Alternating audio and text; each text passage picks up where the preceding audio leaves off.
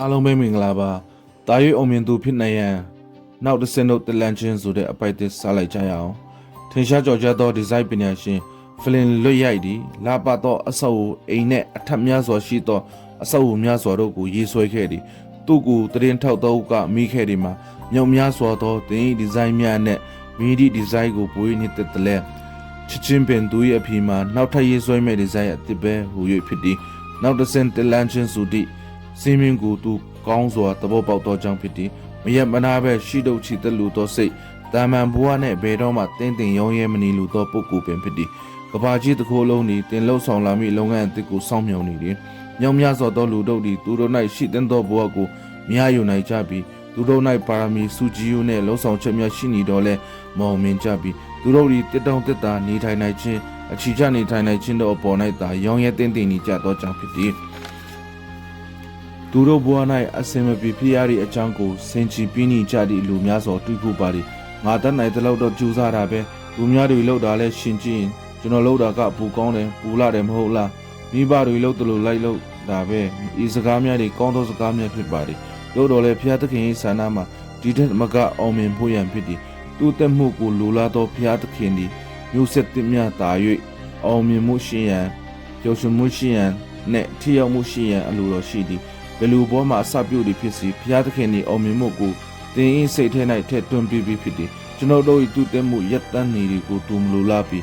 အရေးအချင်းပိုင်းဆိုင်ရာဖြစ်စီဝိညာဉ်ရေးရာရှောက်လန်းခြင်း၌ဖြစ်စီငွေကြေးဆိုင်ရာနှင့်လူမှုဆက်ဆံရေးဆိုင်ရာတို့တွင်ဖြစ်စီအစဉ်အမဲ့သူတက်နေခြင်းကိုဘုရားသခင်အလိုတော်ရှိသည်ကျွန်တော်တို့၌ကြီးပြင်းခဲ့သောဘဝဝင်ခြင်းရှိသည်အထက်ရလျောက်အောင်မြင်မှုများလည်းရှိပါမည်တို့တော်လည်းအသစ်သောစိန်ခေါ်မှုနောက်ထပ်တလန်းရမည်တောင်းအမဲရန်ရှိနေမည်ဖြစ်သည်ထို့ကြောင့်အိမ်မက်အသစ်ပန်းတဲ့အသစ်ကိုအမဲရန်ရေးဆွဲရမည်ဖြစ်သည်ဘုရားသခင်သည်သင်အားမြောက်များစွာသောအမှုအရာများကြုံတွေ့ခဲ့ပြီးဖြစ်မိမှာတန်တရားရှိစေရမလို့ပြီးမိသူများဖွင့်နိုင်သောတကားကိုသူသည်သင်အာ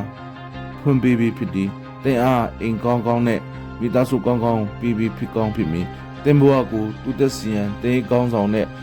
လို့ဖို့ဆောင်ဖြစ်မြိုင်မျက်နှာသာပေးခြင်းကိုခံစီခြင်းဖြစ်ကောင်းဖြစ်မည်ဤအချက်များသည့်ကြီးမြတ်သည့်ပိုင်ဆိုင်မှုကိုဖြစ်စီသောကြောင့်ဘုရားသခင်အားကြီးဥတင်တင်သည်မဟုတ်ပါလားတင်တို့သည်တို့တော်လဲကြည်ဥဆက်ရမည်ဘဝအသက်တာပျော်ရွှင်မှုရနေခြင်းတွင်ညီရေးထိုင်ရေးအစဉ်ပြပြီးကျဉ်းနှံ့မှုရရှိနေမည်မှန်ပါသည်ဘုရားသခင်ကောင်းမြတ်သောကြောင့်ဖြစ်သည်စောရကသက်စီရမလို့ပြီးကျွန်တော်တို့ပန်းတိုင်ပြီးမြောက်ခဲ့ပြီးဖြစ်သည်ကျွန်တော်တို့ရဲ့အစွမ်းစား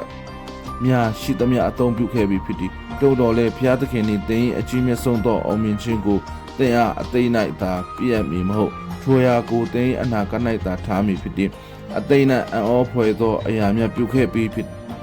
စ်မည်တို့တော်လဲသင်သည်မမြင်နိုင်ပြီးအကောင်းဆုံးစုသောအရာသည်ရောက်မလာသည်ကိုဘွားကိုအနှွင့်သောအောင်ကိုယ်တိုင်မလုပ်ပါနဲ့အိမ်မက်များမျောလင်းချက်များအစီအစဉ်သစ်များကိုထည့်၍ရေးဆွဲပါအတွေ့အကြုံယူပါဘုရားသခင်ဆန္ဒအတိုင်းစွန့်စားပြီးလှုပ်ဆောင်ပါသင်ရဲ့အကြီးမားဆုံးသောအောင်မြင်ချက်ကိုအသိ၌သာဘုရားသခင်ပြီးမည်မဟုတ်ဘုရားသခင်၏အကောင်းဆုံးသောအရာကိုလှုပ်ဆောင်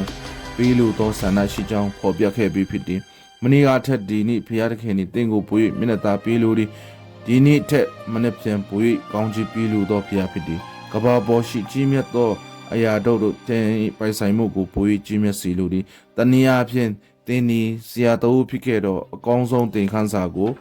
မတင်ပြရဒီအကယ်၍တင်ဒီပြန်သမားဖြစ်ခဲ့တော့အကောင်းဆုံးသောအိမ်ကိုတင်ဒီမဆောက်ရသည်အကယ်၍တင်ဒီစီးပွားရေးသမားဖြစ်ခဲ့တော့အကောင်းဆုံးသောရောင်းဝယ်မှုကိုမပြုလို့ရသည်ထို့ကြောင့်ယခုအချိန်ဒီမျောလင်းခြင်းကိုတိဆောက်ရမည့်အချိန်ယူပါယုံကျယ်ဝန်းစီရမည့်အချိန်ဘုရားသခင်သည်သင်အားတစ်သောအတွေ့အကြုံတစ်ကိုပြရမည့်အချိန်ဖြစ်သည်သင်အတွက်အကောင်းဆုံးသောနေ့သည်အသိနိုင်မရှိအနာဂတ်၌သာရှိသည်အကယ်၍ထိုအရာကိုစတင်နေပြီဖြစ်လျှင်ရှိတူးနယံတိချစွာဖန်ဆုပ်ထားပါမျောလင်းခြင်းကိုရှင်းလင်းစွာထားပါစီမံကိန်းတည်တည်လေးမရေးဆွဲပါနဲ့အိမ်မက်နည်းနည်းလေးမမက်ပါနဲ့လူတိုင်းကောင်းသောအရာကိုချုပ်ပတ်တတ်ကြသည်ကျွန်တော်၏အစွမ်းအစကိုသုံးပြီးအဆုံးစွန်အောင်သွားနေသည်ဤကဲ့သို့သောတူတမှုကိုတခါမှမရဘူးပါအခြားသောသူများကဲ့သို့သာပါကြောင့်ပါရမီမထူးချွန်ရသည်ကိုမသိပြီးဟူဒီမတွေးတော့ပါနဲ့ဤကဲ့သို့သောစိတ်တကြသောအတွေ့အခေါ်မထားပါနဲ့သင်သည်အမြင့်ဆုံးသောဘုရားသခင်၏သားဖြစ်သည်ဘုရားသခင်သည်သင်၏အထဲတို့အသက်ကိုမှုတ်သွင်းပြီးသည်အကြီးမြတ်ဆုံးသောမျိုးစေ့ကိုသင်အထဲ၌စိုက်ပျိုးထားသည်ဘုရားသခင်ပေးထားသောဂုဏ်သိက္ခာကိုပြည့်စုံစေခြင်းက အရာအားလုံးတင်၌ပြီးဆုံးသည်တင်လှုပ်ဆောင်ရမည့်ကဏ္ဍကိုတင်ကိုယ်တိုင်လှုပ်ဆောင်ရပါမည်ဘုရားသခင်ပေးထားသောစုကြည်ယူနှင့်ပါရမီတို့ကိုအကျိုးရှိစွာအသုံးချသွားရမည်ဖြစ်သည်ကျွန်တော်တို့ထဲ၌တန်ဖိုးရှိသောယတနာများထဲထားကြောင်းတမန်ကျမ်းစာတော်ဖော်ပြထားသည်တင်၌လက်ဆောင်တစ်ခုရှိသည်ဘုသူထံတွင်မှမတွေ့ရသည့်သောအရာတင်၌ရှိနေသည်မတော်တဆမှုဖြင့်ကဘာကြီးတွင်အသုံးပြုရမဟုတ်တင်တို့သည်ဘုရားသခင်ကိုယ်တိုင်လက်ရာများဖြစ်သည်တင်တို့ကိုမမွေးခင်တင်တို့မိခင်တို့ဝတ်၌ပရိသတိဆွဲယူစဉ်ကလေးကတင်တို့ကိုတည်တော်မူပြီးရွယ်ချက်ရှိမွေးဖွားစေသည်တင်၌ဘုရားပြီးသောအလို့တာဝန်ရှိနေသည်တစုံတစ်ခုကိုပြည့်မြောက်စေရန်ဘုရားသခင်သည်တင်ကိုအလိုရှိသည်တင်၏ထိသွင်းမှုသည်တယောက်ယောက်အတွက်လိုအပ်သည်တင်၌ရှိသောအရာသည်တစုံတယောက်အတွက်လိုအပ်သောအရာဖြစ်သည်ထွေသနာကိုသိချစွာသိသိတာပါထွေသနာကိုထိရောက်စွာအသုံးမပြုမီမသိပါနဲ့ရှိသောအာယုံဆိုင်ပါဘုရားသခင်ပြည်သနာတော်မူသောယတနာကိုမွေးဖွားရအိမ်မက်မက်ပါအာယုံကြောပါရကို၏ရှောက်ပွဲတွေ့ရှိချက်အရလူတို့သည်စိတ်၏10ရာခိုင်နှုန်းကိုသာအသုံးပြုကြသည်ဟုတ်ဆိုသည်90ရာခိုင်နှုန်းသောစိတ်သည်မြုံနေသည်အလုတ်မလုတ်ဟုသောသဘောဖြစ်သည်ထိုအရာများကိုအတာယာပုတ်ခတ်ပြီးအသုံးပြုဖို့လိုသည်အလိုလျောက်ထွက်လာပြီးအလုတ်လုတ်မီမဟုတ်မိမိ၌ရှိသောအရာ၏တန်ဖိုးကိုသိပြီးအသုံးပြုလင်ဘုရားသခင်ကိုယ်တိုင်အောင်မြင်မှုပေးပါလိမ့်မည်ထိုအရာကိုတင်နေစတင်အသုံးပြုမိအချိန်ရောက်လာသောအခါဘုရားသခင်၏တင်ရဤစုချီယူပြီးမိပါရမီပြီးမိဒီထွင်ကျန်ဆတ်တတ်သောဉာဏ်ပြီးမိဟုတ်ပြောသည်တင်၌တကူကြီးသောဘုရားသခင်၏မျိုးစိရှိနေသည်ထိုအရာကိုလူသားတို့မဖန်ဆင်းနိုင်ကိုမင်းပေါ်တို့ရောက်အောင်ကိုမသွားနိုင်တင်တို့ကိုတာ၍ကောင်းအောင်ဖန်ဆင်းသူသည်ထာဝရဘုရားဖြစ်သည်တင်တို့တလဲရန်အတွက်အကန့်အသတ်မရှိတာ၍ကောင်းသောဘဝတစ်ခုတို့ချီတက်တော်ရန်တင်ဒီလုံနိုင်သမျှကိုလှုံ့ဆော်ရမည်ဖြစ်သည်ဤလုပ်ငန်းအားလုံးကိုနှလုံးသားထဲစိတ်ထဲတွင်စတင်ရမည်ဖြစ်သည်ကျွန်တော်တို့အထဲ၌ရှိသောအရာသည်မိဒီအလုပ်ကိုလှုံ့ဆော်နေနေကိုယုံကြည်စိတ်ချရမည်ဖြစ်သည်ကျွန်တော်တို့၏စုကြည်ကိုပေါ်တွင်ယုံကြည်စိတ်ချမှုရှိရမည်ကျွန်တော်တို့အထဲ၌ရှိသောယတနာကိုမျက်နှိုးရမည်လူတို့သည်တင့်ကိုကြက်စင်းအောင်လုပ်ကောင်းလုပ်လိမ့်မည်ပုံဝင်ကျင်သည်တင်းစိတ်ထိခိုက်အောင်ကြံစီကောင်းကြံစီနိုင်သည်တင်ဘဝအောင်မင်းရန်ရုန်းကန်နေရသူသည်လည်း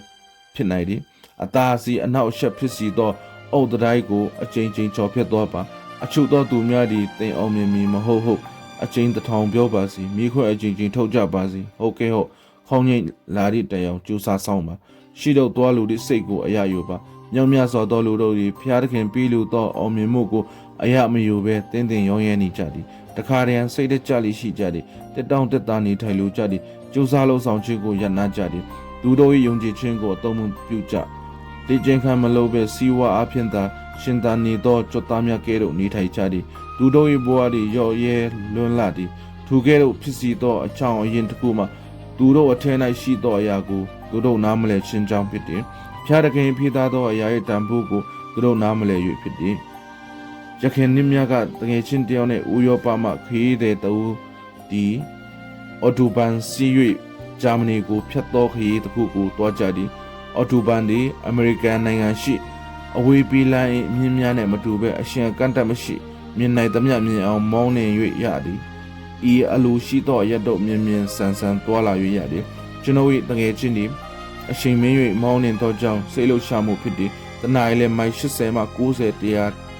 130မိုင်အထိမောင်းနှင်ခဲ့သည်ဘဝင်းကျင်နှင့်လူများကိုလင်းမြစွာကြော်ဖက်ရသောကြောင့်ကောင်းကင်တို့တက်သွားသည့်အလားခံစားရသည်မိနစ်အနည်းငယ်တွင်အဝေးပြေးလမ်းမှပေါ်၌ကားတစ်စီးပေါ်လာသည်သူကားသည်သူတငယ်ချင်းကားနှင့်မော်ဒယ်တူဖြစ်သည်တိုက်ခိုက်လာသောလီကြောင့်အလိုလိုရက်လက်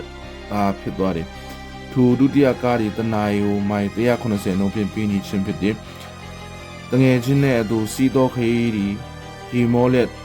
တင်မြင်တဲ့နေ့အတိုင်းမြင်အောင်မမောင်းမှုဟုပြောသည်ထိုကဲ့သို့ပင်တင်သည်တင်၏ဆန္ဒရှိတဲ့တိုက်သွားနေပါသလားဒီအဖြစ်ပျက်ကိုတိကျစဉ်းစားကြည့်လင်တငယ်ချင်း၏ကားသည်စိတ်ကြိုက်မောင်းနေရသောကားအကောင်းစားဖြစ်သည်တနအီလည်းမိုင်180ထိကောင်းကောင်းသွားနိုင်သည်စကရိယာများအကောင်းစားသဆင်ထားသည်ဒီထက်မြောင်မောင်းနေနိုင်သောကားမရှိတော့ပြီတို့တော်လဲကား၏သဆွနိုင်သောဆွေရင်ကိုအကုန်အသုံးမပြုပြီးမိကဲတို့အကောင်းဆုံးသောအရာကိုသဆင်စီကားမှုဆွေရင်အကုန်မသုံးခဲ့သောကြောင့်ရှိတို့ရောက်တဲ့သောအချိန်တွင်မရောက်နိုင်ခဲ့ပြီထိုကဲတို့ပင်ကျွန်တော်တို့ဘဝဒီလဲဤကဲ့သို့ဖြစ်နေသည်မိတ်ဆွေတို့တခုရတော့မယ်လို့မျှော်လင့်ပါတယ်အပိုင်းလေးကိုလည်းမကြမီတင်ဆက်တော်မူဖြစ်တဲ့အတွက်ကျွန်တော် channel လေးကို subscribe လေးနှိပ်သွားပြီးဖို့မေတ္တာရက်ခံလိုပါတယ်အားလုံးကိုကျေးဇူးတင်ပါတယ်